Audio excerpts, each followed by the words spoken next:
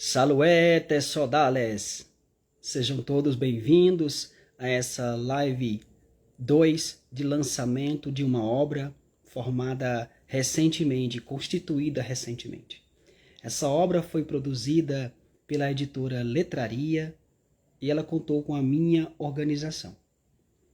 Estou aguardando aqui aos nossos espectadores e especialmente aos dois participantes desse dia muito especial, que é falar sobre uma obra de grande importância. Pelo menos eu considero essa obra de grande importância. Espero também que vocês possam gostar. A obra Estudos Clássicos e Filológicos entre o Antigo e o Moderno está sendo lançada hoje, nessa segunda etapa, esse segundo momento, com um papo com os autores e autoras dessa publicação. Teremos hoje dois nomes importantes, duas pessoas maravilhosas que eu conheci de verdade pelas redes sociais. Então são pessoas que eu tenho uma admiração, né? São pessoas maravilhosas de fato. Tivemos na semana passada uma oportunidade de conversar também com dois outros autores, o Danilo e o Matheus. E agora a gente vai ter aqui mais esse bate-papo. Deixa eu só confirmar que está tudo direitinho aqui no meu computador, porque eu quero começar e chamar dois deles para a gente poder começar essa nossa conversa. Deixa eu me ver aqui. Matheus, obrigado. Tá aí. Então, temos aqui, os dois estão presentes já. Bem, eu vou adicionar vocês aqui, tá? Primeiramente, eu vou trazer aqui. Veja aí se você consegue já entrar.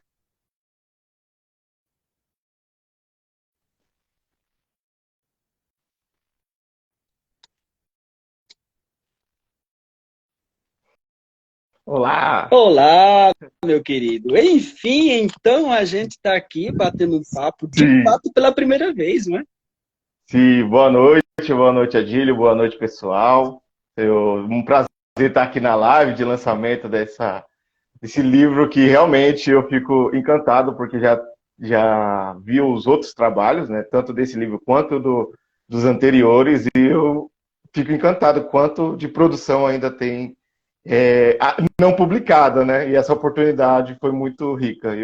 Vai ser um prazer falar com vocês Uma sobre isso hoje. parceria que a gente está começando agora, viu? Sim. Começando, a gente vai trabalhar bastante.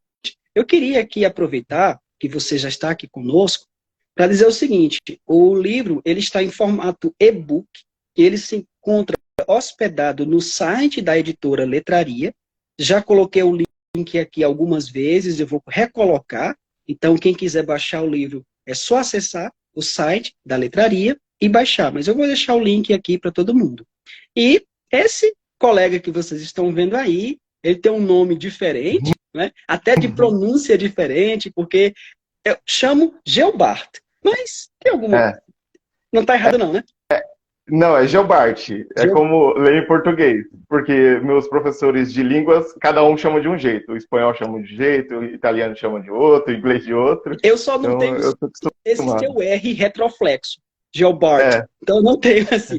É quase, eu chamo quase inglês, Geobart. Então, o Geobart, ele tem um nome, Geobart Souza Silva. Eu queria aqui falar só um pouquinho, porque ele tem uma biografia já extensa. Então, vou aqui sintetizar um pouquinho a partir do que eu recebi, que está também na obra. Ele é graduado em Letras, Português e Italiano, pela Universidade Estadual Paulista, essa universidade muito conhecida, a Júlio de Mesquita Filho, no campus de São José, do Rio Preto. Poxa, distante. Nós estamos bem Sim. longe um do outro, né? E ele é mestre em letras pela mesma universidade. Atualmente, ele é doutorando em letras pela mesma universidade. Tipo assim, ele é um filho da casa que Sim. foi da graduação, né, mestrado, doutorado e certamente no futuro será professor dessa instituição. Disso eu tenho certeza. Meu sonho. Bem, com certeza vai chegar lá. E nesse trabalho de doutorado, ele vem analisando os romances antigos, Ephemeris, Belli, Troiani e de Excidio. Excidio? Isso mesmo. Uhum. Exquidio. Exídio, Troia e História. Nossa, que você depois vai ter que falar para mim um pouquinho sobre esse seu trabalho. Tá? Sim, No com que prazer. tange a presença e a função dos elementos divinos nessas narrativas. Além disso, ele é bolsista da CAPES. Espero que tenha recebido sua bolsa, porque a educação no Brasil está em colapso. A educação brasileira está num problema sério. Eu espero e torço muito que tudo se resolva. Algumas pessoas já começaram a receber suas bolsas. Uhum, E assim, quem é estudante sabe muito bem. A gente precisa desse dinheiro. Tá? uhum, É meio que sobrevivência a partir desse dinheiro. Não fiquem pensando que quem é bolsista é porque não trabalha. Pelo contrário, ele está sendo remunerado por um trabalho, porque estudar, pesquisar, produzir é um trabalho de excelência, um trabalho, né, de cientista. uhum. Ele é bolsista, você sabe a importância disso. Então, ele tem muitos interesses, trabalha com mitologia, trabalha com estudos clássicos, adora latim, adora grego especialmente, Uhum, e eu sei que sim, você também gosta de italiano. Daqui a sim. pouquinho, eu vou colocar aqui também na sala uma outra pessoa que também fez uma maravilhosa contribuição para este livro. Lembrando que é o volume Uhum. 3. O volume 4 vai ser em 2023 e você já está convidado, na verdade você já está intimado a produzir um capítulo para esse próximo livro, que provavelmente será impresso. Gente, eu queria só abrir aqui um pequeno parêntese. Se vocês notarem que eu estou um pouquinho assim, não é desanimado, mas mais ou menos, é porque eu estou um pouquinho adoentado. Mas eu tinha esse compromisso com você, com o nosso próximo colega, que daqui a pouco eu digo quem é. Então eu não Uhum. podia deixar de estar aqui. Mas eu não estou 100%. Hoje eu estou igual aquele celular, fica só nos 15%, que fica vermelho. Pois é, eu estou nessa Uhum. situação. Enfim, o nosso amigo Gilberto, ele produziu Chique. um capítulo que eu preciso dizer o título e pedir para ele falar um pouquinho para vocês conhecerem o trabalho dele. Penélope não é Helena. A temática da mulher fatal em A Odisseia de Penélope. Temos aí a autora mundialmente famosa, Uhum. Margaret Atwood. Então, fala para a gente sobre o seu trabalho. E com muito prazer. Mas antes, como você já introduziu, e eu quase dei o spoiler, porque eu anotei aqui a minha nota de repúdio, que eu não poderia vir aqui falar sobre publicações, sem antes manifestar repúdio ao recente corte de verbas que levou ao atraso de repasses na área da educação e da ciência, né? Dentre eles os salários, como você mencionou, que é salário dos pesquisadores. E dentre eles eu sou um, né? E isso é muito importante frisar, né? Apesar de já ter sido resolvido esse detalhe, né? Conseguiram reverter parte do desastre que foi feito e legado pelo recente governo, né? Ainda no fim da luta pela valorização da educação e da ciência em nosso país. E nossa voz, enquanto pesquisadores, professores e alunos, vai ser ouvida nem que seja no grito. Só lembrando que já vai para 10 anos que o salário dos pesquisadores da CAPES não é ajustado de acordo com a inflação. Isso quer dizer que o poder de compra nosso já perdeu. Nossa bolsa é realmente sobrevivência. Pagar aluguel, água, luz, internet para pesquisar, comprar livro, pagar congresso, pagar viagem. Quando a universidade tem, ela ajuda com o transporte, mas ser pesquisador gera custos. E esses custos saem do próprio bolso do pesquisador, que não pode trabalhar fora disso. No máximo, um biquinho ali ou aqui, porque a gente dedica tempo excessivo, tempo e emoção, né? O nosso emocional abalado e o pagamento das psicólogas que a gente paga, psicólogo, psicanalista, sai da bolsa também, né? Então, todos esses problemas, eu não poderia vir aqui falar de um capítulo que eu fiquei orgulhoso de ser publicado num livro tão importante, com pessoas que eu admiro, né? O Matheus, o senhor, né? Você, né? O Danilo, que eu assisti a live dele, a gente já se tornou amigo pela internet também, né? Em breve vocês vão ter notícias de publicação comigo e com ele, que nós publicamos em outro lugar, vai estar para sair, então não posso dizer mais nada, mas tem uma novidade aí. Então, são pessoas que eu conheci pela internet e comecei a admirar, e agora eu posso dizer que sou colega, né, de vocês. Então, fico muito feliz, muito honrado, mas eu não poderia começar a comentar o meu capítulo sem a nota de repúdio, que é dever moral e dever social de fazer isso, né? Então, mas vamos falar de coisa boa, que é esse texto que eu escrevi, que eu achei muito interessante, como ele surgiu, porque eu estava fazendo uma disciplina de literatura comparada, um professor lá da casa, lá de São José do Rio Preto, o professor doutor Gentil de Faria, e nessa disciplina tem várias vertentes da literatura comparada. E todo mundo foi pegando um e sobrou a tematologia para mim. E na época, calhou de eu estar lendo a Margaret Atwood. Então aí eu pensei, por que não encaixo, né? E aí eu fui ler o livro do professor, indico para vocês, quem quiser eu mando o link da Amazon depois, só me procurar aqui pelo Instagram, né?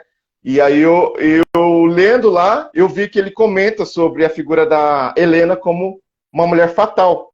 E na leitura de Margaret Atwood, lá da Odisseia de Penélope, você vê que a construção discursiva da personagem principal e narradora, Penélope, é uma construção de espelho negativo em relação a Helena, que é prima dela, né? Lembremos que, pela mitologia, Helena é prima de Penélope. Então, ali, quase um viés psicanalítico, ela vai tentando se justificar. Penélope vai tentando se justificar, e um dos argumentos que eu chamei de estruturantes dessa obra é essa negativa em relação a Helena. A Helena é aquela mulher livre, que se mobiliza, pela mulher pela qual muitos morreram, né? Muitos lutaram. A Helena já foi sequestrada várias vezes, né?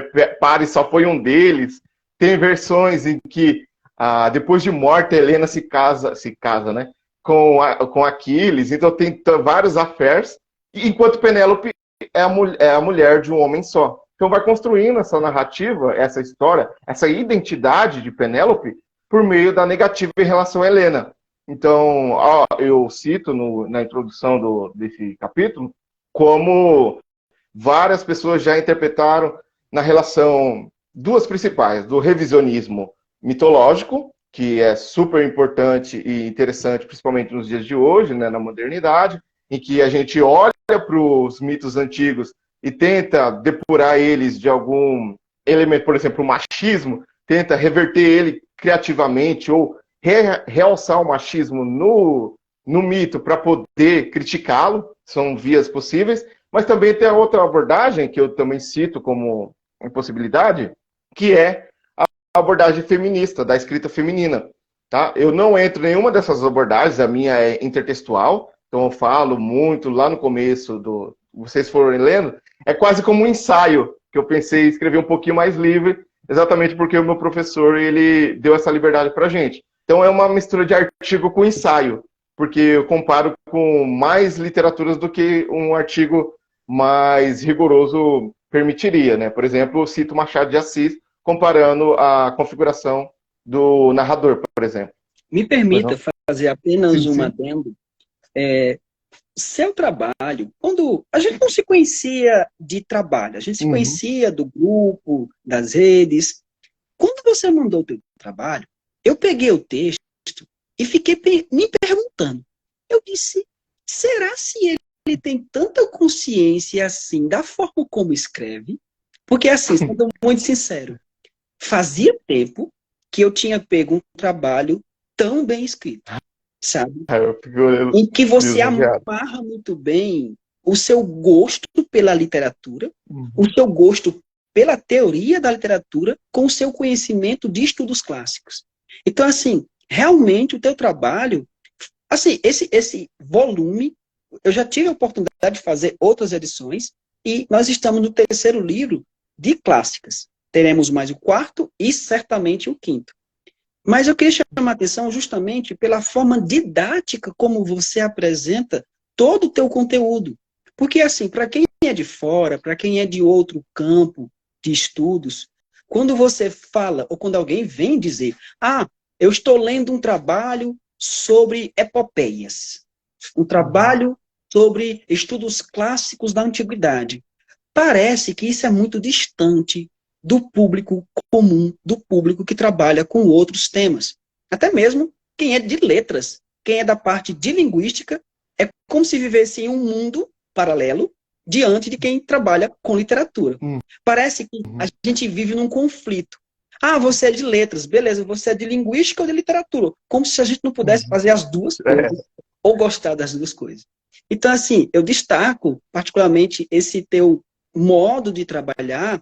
Tem um outro professor, chamado professor Emerson, que a gente estava conversando agora há pouco, que se você ler o trabalho dele, depois eu posso até te indicar um artigo dele, um ensaio dele, vocês têm uma coisa muito em comum. Realmente, a forma como vocês abordam o texto literário. Então, eu tenho que fazer isso, é o mínimo que eu tenho que fazer, que é te parabenizar pela qualidade quanto analítica. Eu não sei por qual razão, mas eu acho que a minha internet está falando um pouquinho. Deu um pico aqui, mas já voltou. Foi, eu acho que foi coisa do além, alguma coisa assim.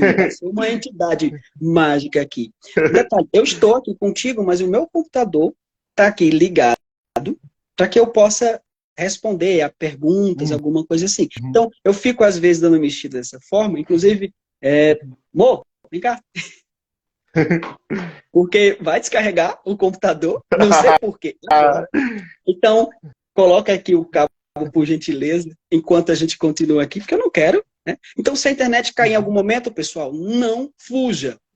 Voltem e a gente vai retomando aqui o papo. Agora, antes de você continuar, eu quero já abrir um espaço para convidar mais uma pessoa aqui. Pronto. Meu caro amigo Robson está dizendo aqui, apareceu para mim aqui a informação de que você vai ter que fazer alguma atualização do seu Instagram. Não sei por qual razão. Eu acho que saiu uma versão nova nessas últimas 48 horas. E o Instagram, ele faz isso. Então, está pedindo aqui para que você atualize o seu Instagram para poder você entrar na nossa live. Tá bom? Então, faça isso aí rapidinho para você vir. Mas continua, por favor, aí, porque a gente tem muita coisa para falar. Não, eu agradeço o elogio e eu tenho que agradecer também os professores da minha universidade, tanto de graduação quanto de mestrado e doutorado, porque lá nós temos essa liberdade de escrever relacionando várias literaturas. Porque lá não tem literatura clássica como nós temos formação clássica. Eu venho da letras italiano. E o meu professor, o professor Cláudio Aquati, vocês devem conhecer ele por conta da tradução premiada dele do Satírico, ele tem esse tipo de escrita didática, ele é um excelente professor. Então eu tentei pegar o exemplo dele, dos textos dele, que é como ele dá aula. E lá na nossa universidade a gente praticamente escreve como dá aula. Então nós queremos instruir por meio dos textos, não só provar o nosso ponto. Nós queremos que os leitores eles saiam instruídos, não só persuadidos, né? A persuasão está dentro do texto, mas faz parte do processo, né? E aí, no meu texto, eu vou elencando essas referências clássicas, tentando mostrar o que há por trás da Margaret Atwood, escolhendo os elementos que ela coloca como estruturantes da obra, só que também, dado ao tamanho e ao espaço, né, não é uma dissertação, é um capítulo, eu excluí muita coisa. Então, para quem se interessa na literatura que tem viés feminista, na literatura que tem revisão mitológica, na literatura de língua inglesa, na literatura que trabalha com personagens fortes femininas, vá, leia e comentem também sobre esse livro, que é excelente. E por conta desse livro, por conta dessa apresentação que eu fiz, né, que foi uma apresentação e o paper, a monografia final da disciplina, eu fui convidado pelo meu professor Gentil a escrever mais um capítulo, agora fazendo a leitura de Penélope na personagem do Ulisses de James Joyce, da Molly Bloom. Então, provavelmente eu terei mais um capítulo que foi incitado graças a esse texto que eu escrevi. Então vai ser muito legal poder compartilhar com vocês, que normalmente eu ponho pedaços do texto, comentários, argumentos aqui na minha rede social, né, no meu Instagram, em que eu comento o que eu ando fazendo, estudando ou pesquisando. Vou aproveitar aqui. A gente tem que lembrar daquela regrinha de quando um estiver falando, os outros ficarem com os microfones ativados, porque agora o Instagram criou essa possibilidade de você fazer esse tipo de coisa, parece um Meet, né? Enfim, por causa daquele eco que deu na live passada. Aproveitando, gente, vocês estão vendo esse rapaz aí com esses cabelos lindos, né? Diga-se de passagem, o cabelo aí. Eu tirei o meu, né? Infelizmente eu fui obrigado a tirar o meu. Infelizmente, porque eu precisava retornar e ser exatamente como eu sempre fui, cabelinho curto.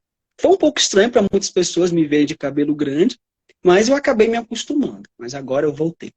Esse jovem que vocês estão vendo aí, que está tendo um pequeno probleminha de conexão, eu acho que hoje em dia a internet está assim. Ela não ajuda, sabe? Ela não ajuda.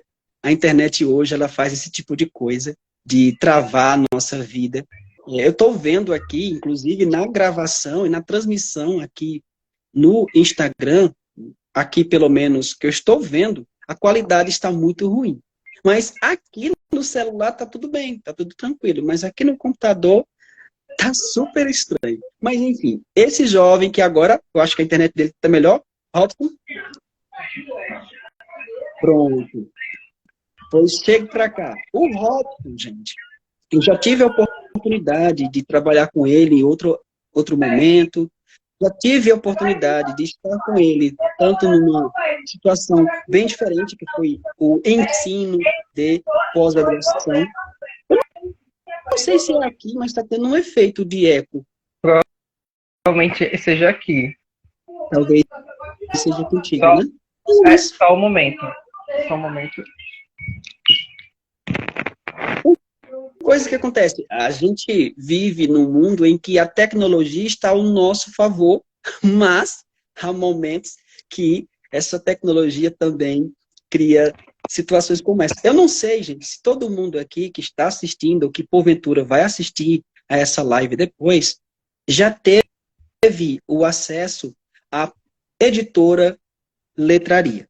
O site é muito prático, letraria.net, e quando você entra na letraria, está aqui do meu lado, você tem acesso a vários e-books, todos gratuitos. Basta você clicar e você tem acesso ao livro. O primeiro volume e o segundo volume de estudos clássicos e filológicos está lá também.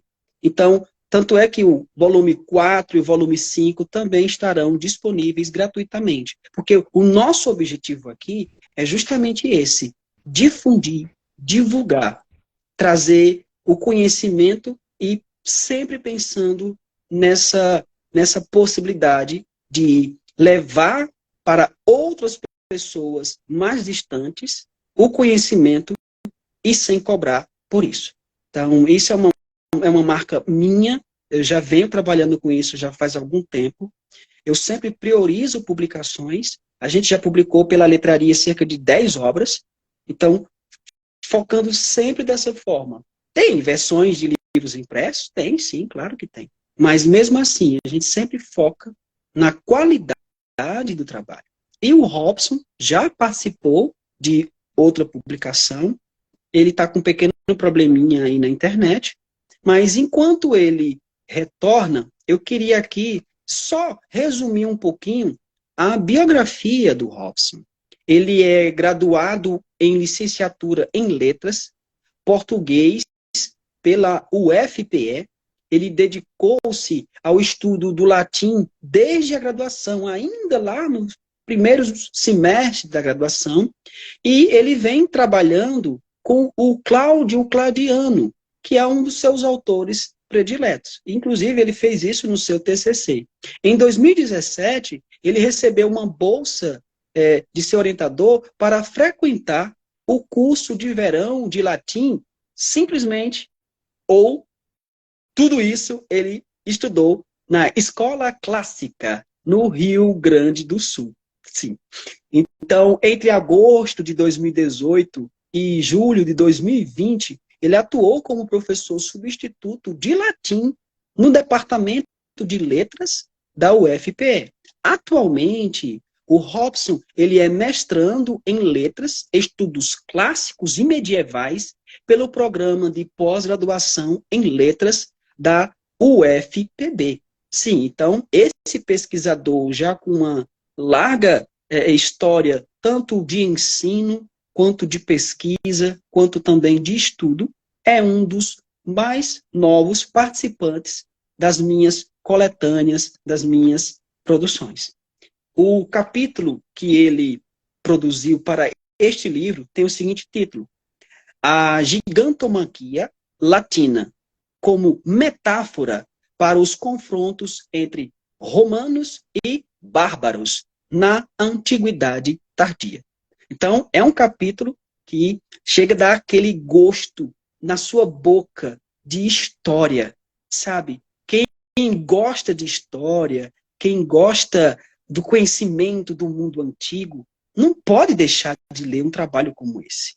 Então, a gente tem hoje aqui um profissional dedicado ao estudo da literatura, nesse viés, e, do outro, nós temos aqui um pesquisador que é docente e focou o seu trabalho, mais especialmente no trabalho de literatura latina também. Então, assim, ele é tradutor, ele é pesquisador e também é professor de latim. Então, bem-vindo novamente, eu acredito que agora vai dar certo. Eu queria abrir o espaço aqui para você comentar e falar um pouco do seu trabalho, especialmente desse capítulo, meu caro.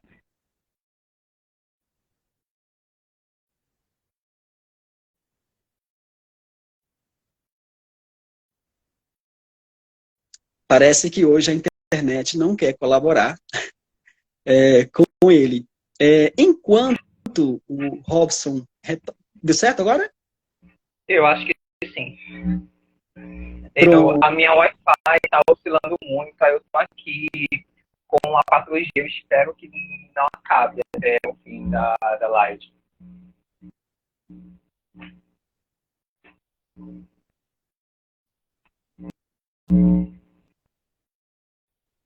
Uma opção, meu caro, que você pode fazer é reiniciar seu celular. Eu acredito como você teve que instalar uma versão nova do WhatsApp ou do Instagram também, às vezes faz isso, dá uma travada. Então, faz o seguinte, reinicia o teu celular, a gente aguarda aqui. Enquanto isso, eu vou voltar aqui para o Gilbert e aí você retorna, tá bom? Mas resolve. O problema é a conexão mesmo, porque até no celular da minha irmã e do meu irmão a gente caiu, né? Problema no aparelho, né? Na conexão mesmo.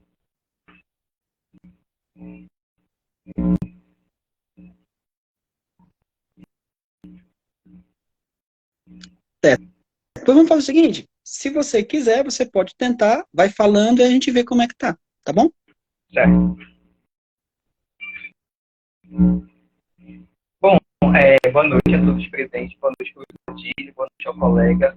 Antes de iniciar a explanação a respeito do capítulo, né, com o qual eu contribuí para o livro, gostaria de deixar aqui minha nota de repúdio também ao corte das bolsas, né, dos mestrandos e doutorandos de todo o Brasil e também dos residentes.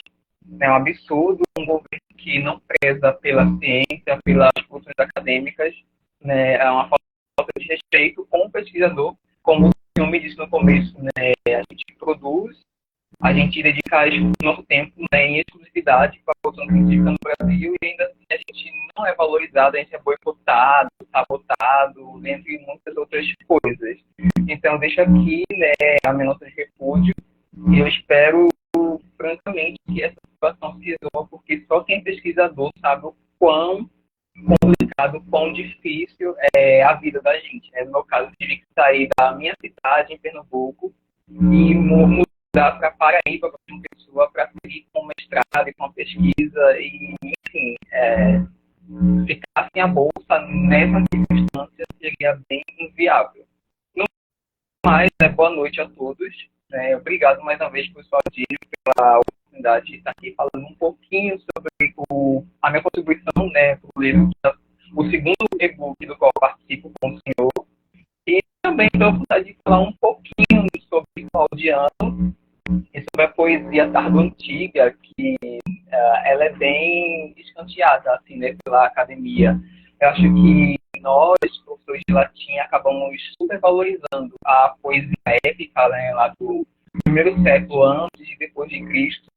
E como muitos manuais de literatura latina colocam, essa poesia tardia, né, do final do século IV, início do V até o VI, por aí, ela acaba sendo vista como uma literatura inferior, né, porque ela não é vista dentro dos seus termos, dos seus cenários culturais, e acaba sendo colocada em contraste com o corpus clássico, né? Então, estudar Claudiano, para mim, tem sido a descoberta da poesia tardia, né?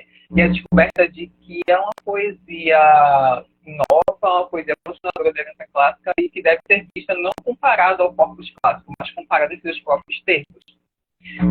Então, basicamente, o meu estudo com o Claudiano tem me aberto muito os horizontes para essa questão da poesia tardia e suas estéticas, etc. A minha relação com o Claudiano começou lá no TCC, né, na graduação, no final da graduação.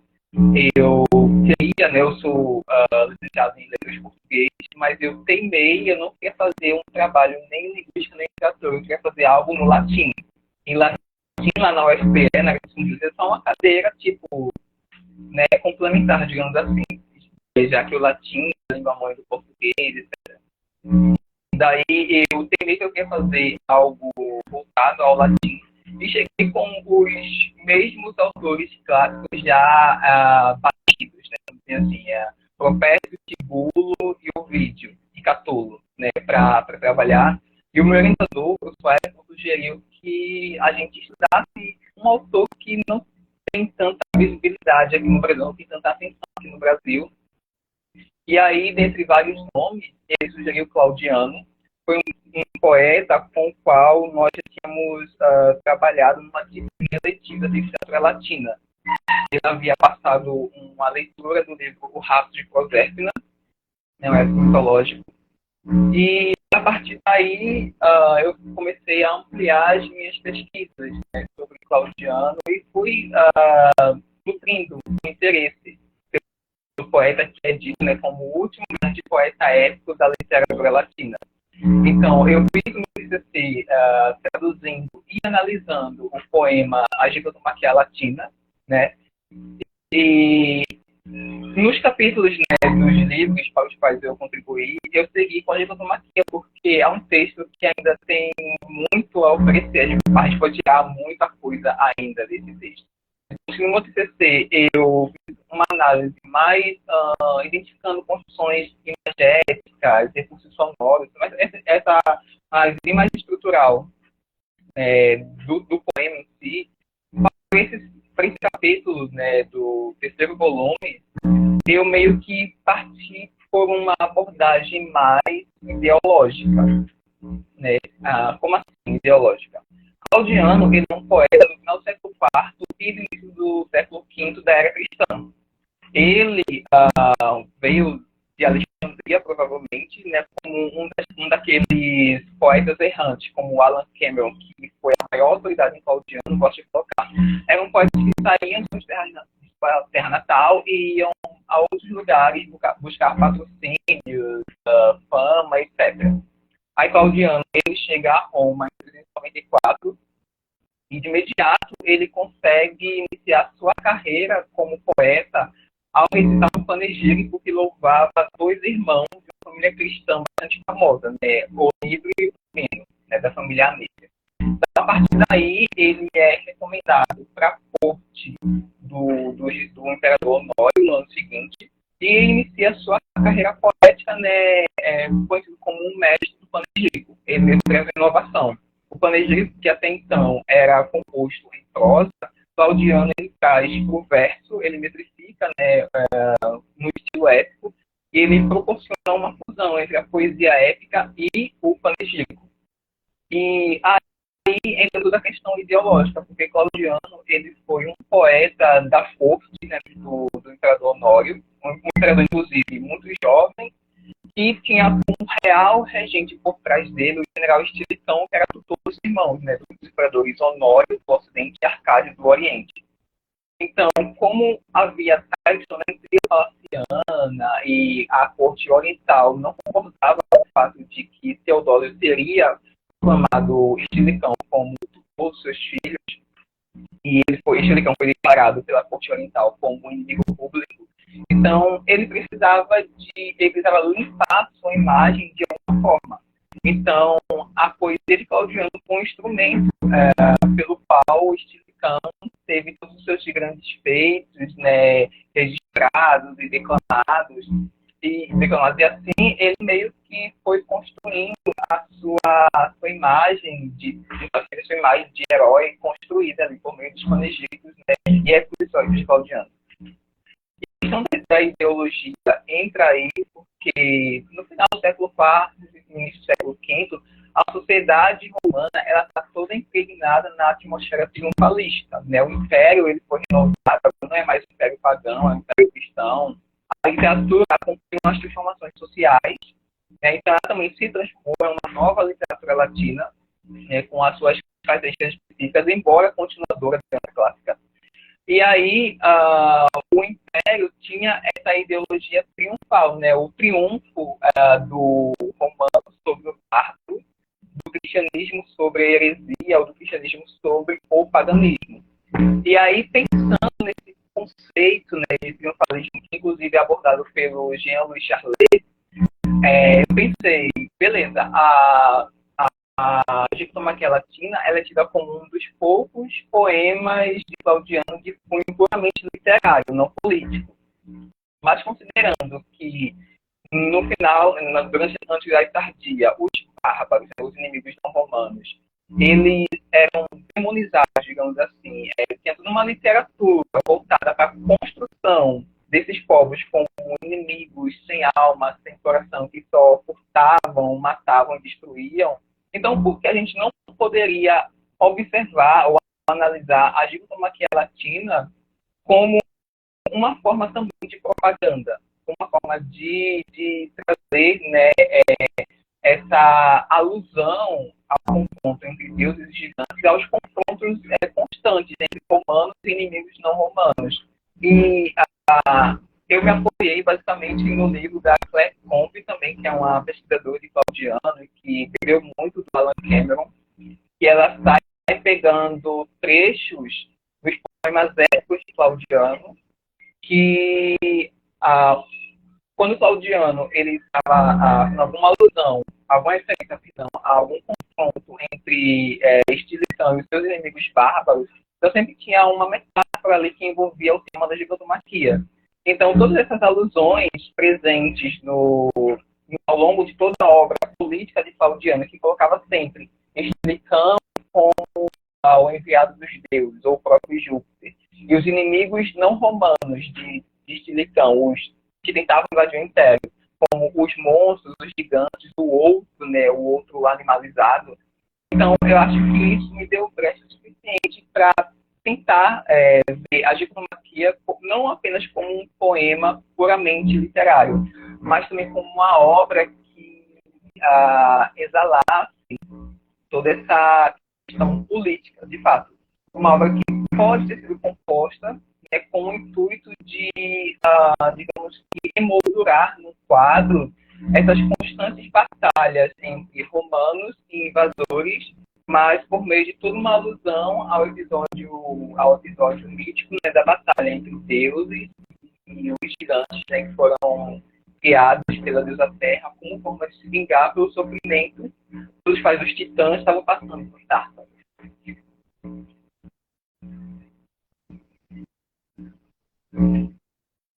Beleza, beleza. Ou seja, a partir de um texto latino como esse, você vislumbra uma série de outros elementos que estão ali imbuídos, estão ali, é muito imbricada, muito implícito, às vezes, umas informações que são até mesmo informações históricas, que estão ali diluídas dentro de um texto.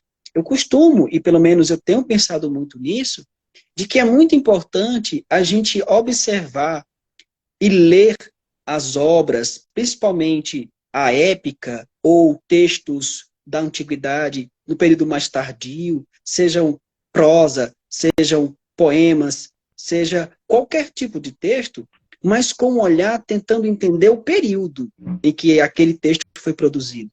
Por exemplo, é muito difícil ler Tito Livio hoje aos olhos da história atual. É muito complicado. Inclusive, no meu trabalho, no meu capítulo, eu abordo justamente isso. Que é muito difícil você comparar um historiador de Roma, ou, se você voltar um pouco mais, um historiador da Grécia Antiga, e olha só aqui, né? Não é historiadora não, mas para participar, sabe?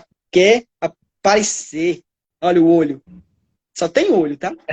Enfim, eu sei que a internet não está contribuindo muito, tanto para ti quanto para mim. Tem hora que a minha internet aqui não está bacana, mas como eu estou com o computador aberto aqui, agora do lado, eu consigo ver melhor. Eu consigo, inclusive, poder aqui olhar com calma. Tu vai fazer o quê? O que tu quer, moça? Enfim, então, vamos lá. Surgiu aqui um ponto interessante que eu queria chamar a atenção de vocês. O Germano, que é um aluno muito bom, um aluno nota 10 da Universidade Regional do Cariri, ele é meu aluno, ele disse o seguinte: adoro mitologia grega e o meu fascínio aumentou ainda mais depois que ele leu a saga, a série de livros do Percy Jackson, onde ele aprendeu bastante sobre o universo grego e, posteriormente, o romano. Temos aqui presenças também ilustres, como o professor Edmar Cialdini, que está aqui participando hoje. Obrigado aí pela presença, professor. E adiante, o Germano continua e aponta justamente o seu trabalho. Quando o professor citou ali a gigantomaquia, lembrou-se, ele de fato foi inspirado nesse evento dessa palavra, também nos gigantes filhos de Gaia, que são a contraparte dos deuses olímpicos na mitologia. E aí a gente vai entrar em Hesíodo, não tem como não entrar naquela luta, na famosa batalha de titãs. Nossa, gente, o Hecatônquiro. Tu tem aí, menino? Volta aí, volta aí. Ah, essa versão é belíssima. Essa versão é belíssima. A teogonia. E aí o professor Edmar, ele adora essa parte, já tive a oportunidade de falar com ele numa live sobre isso.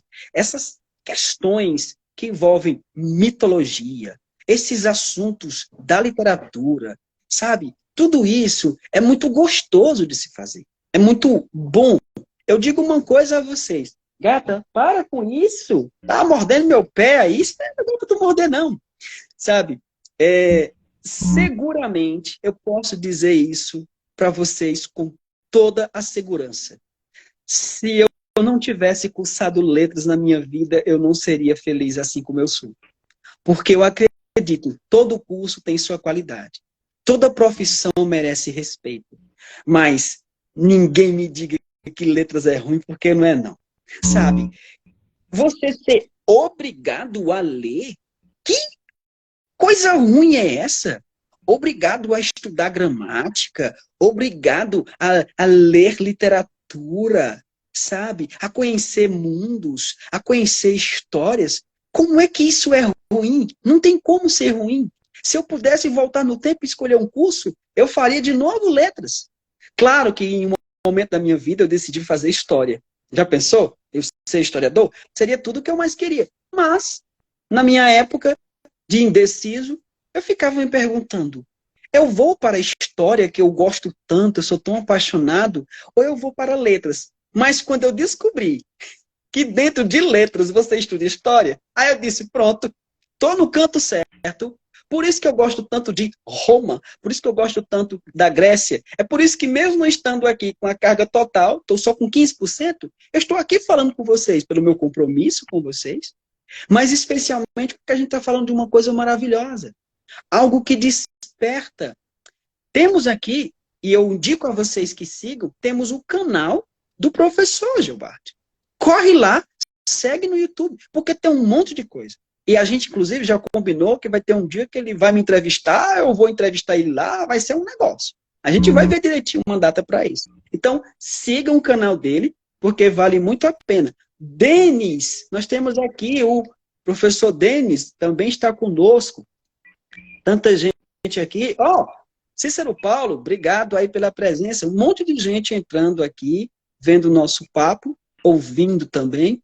E eu queria aproveitar, justamente, assim como eu destaquei a importância a respeito da qualidade do texto do Gilbert, eu também destaco a sua qualidade de produção textual. Eu já tive a oportunidade de ler um primeiro texto seu e tive agora mais uma oportunidade de ler um segundo texto seu, que realmente são textos claros. E eu tenho que destacar aqui, principalmente, um aspecto do seu trabalho, Robson. Você faz a sua tradução. Sabe? Inclusive, eu falei sobre isso, a gente já teve a oportunidade de falar, eu também tive a oportunidade de falar em outros momentos, e ouvi a respeito disso, quando o profissional que produz, o pesquisador que produz, que analisa, que faz uma pesquisa, existe uma diferença muito grande entre aquele que pega a tradução feita, que foi o meu caso recentemente, eu peguei uma tradução já feita, uma tradução já produzida de outro autor, porque o ideal, e eu até queria ter feito isso, mas não havia tempo, era de produzir a tradução, de o próprio pesquisador traduzir, porque isso demonstra outra nuance, demonstra um outro tipo de habilidade. Eu já tive a oportunidade, em outros textos meus, de eu mesmo traduzir. Nesse momento, por uma questão de objetividade, eu me vi pegando traduções, mas não são traduções quaisquer. Para vocês terem uma ideia, a tradução que eu utilizei, e não podia ser outra, eu até indico aqui, para quem ainda não leu, essa versão aqui, belíssima, olha só, que ela, além de ser uma excelente tradução, temos aqui a editora 34, do Carlos Alberto Nunes, há também o texto original do lado. E, se você quiser, e aí é uma sugestão minha, adquiram também essa outra obra aqui. Gente, eu não sou vendedor de livro não, tá, gente?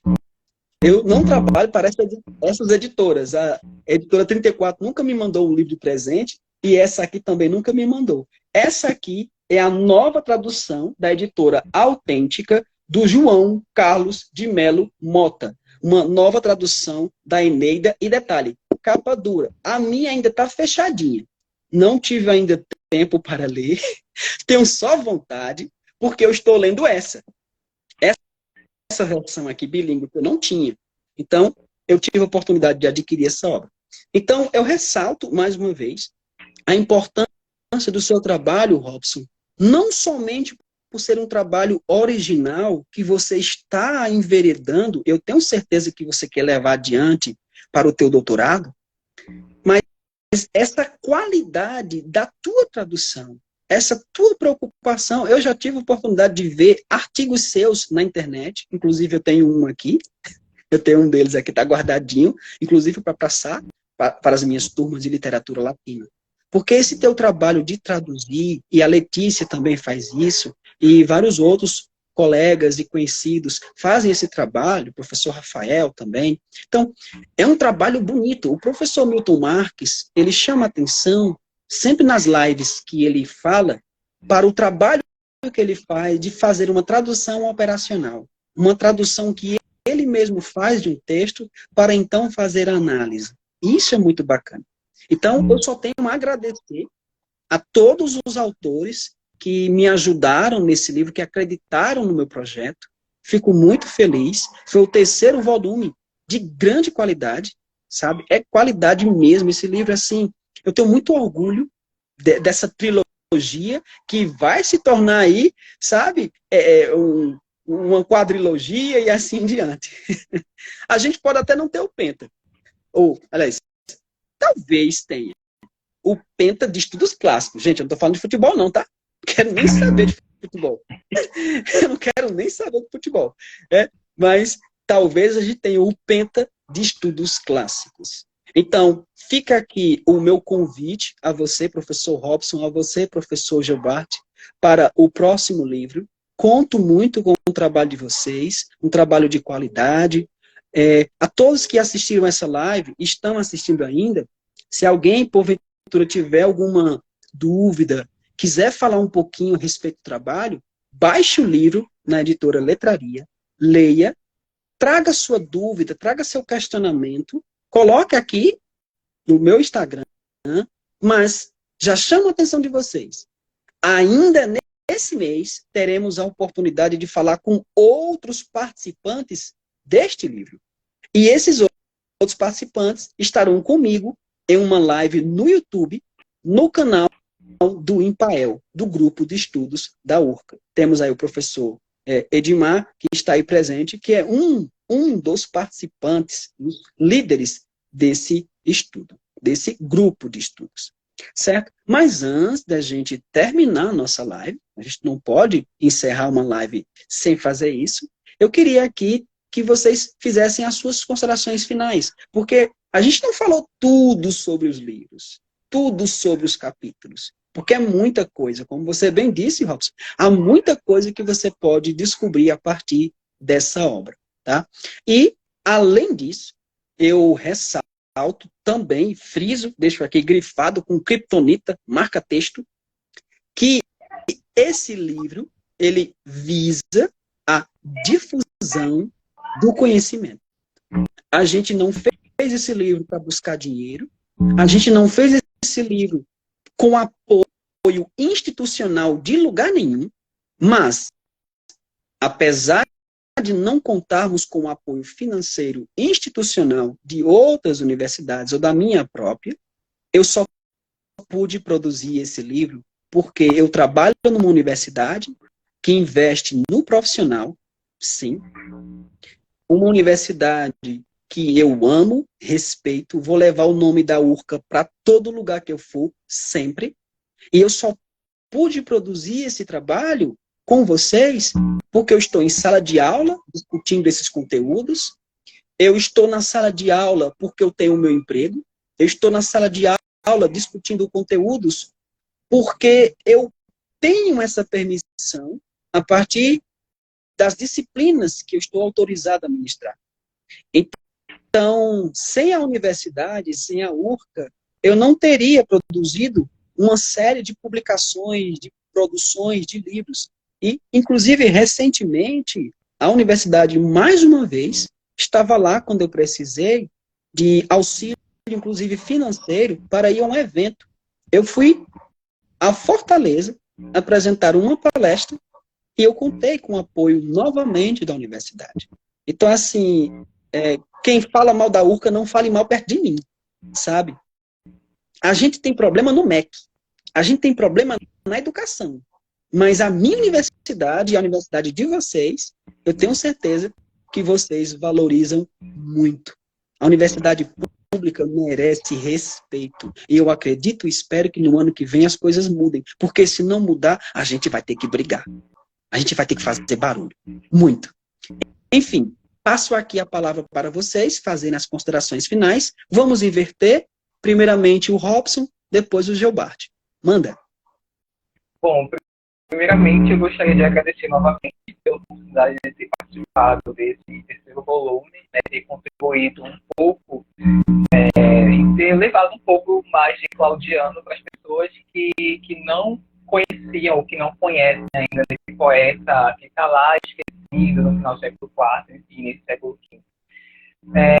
A obra, ela abre, né, um leque de possibilidades de abordagem e eu pretendo, né, explorar ainda mais esse universo da gigantomaquia e trazer mais coisas, né, à luz para que outras pessoas possam conhecer ainda mais essa obra de Claudiano. E eu deixo aqui o meu apelo ao pessoal de clássica, aos futuros professores de clássica e às pessoas que já trabalham com ensino de literatura latina e latina, valorizem mais a poesia antiga. né? Há muitos poetas que ainda estão no esquecimento por conta de um preconceito estabelecido desde lá atrás, né, em relação à poesia que desvia do padrão do clássico, mas é uma poesia que tem suas qualidades, tem sua beleza, né, tem toda a sua riqueza. Então, é um apelo que eu faço, né, valorizem os autores tardo-antigos e estudem a poesia tardo-antiga, porque é um mundo, assim, descoberto, maravilhoso.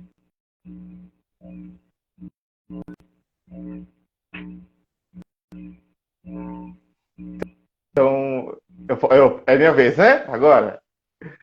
Então, eu primeiramente agradeço novamente a Adílio, né, pelo convite, também parabenizar pela ótima organização desse livro, dos anteriores e dos futuros, né? Que se a gente não tem Hexa na Copa, pelo menos Hexa nesse estudos clássicos, né?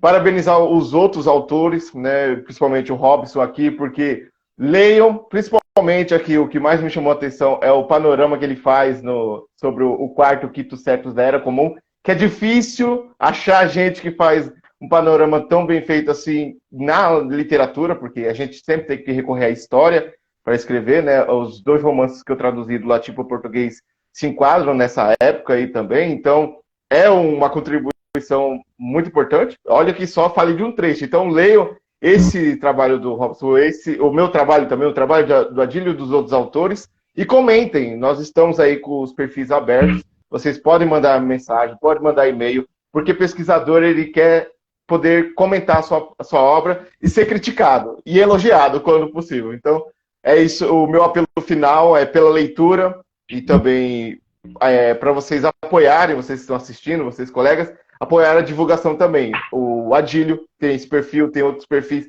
Tem o canal no YouTube dele em que ele dá cursos de graça, gente. Cursos de latim. Teve curso de currículo Lattes que eu divulguei, nossa, tanto, porque todo mundo reclama. E ele deu dois encontros incríveis. Então, sejam solidários nessa parte. Acompanhem, se inscrevam nos canais, sigam e apoiem os pesquisadores que também fazem divulgação, porque não adianta nada a gente escrever 1 tonelada de livros se ninguém lê.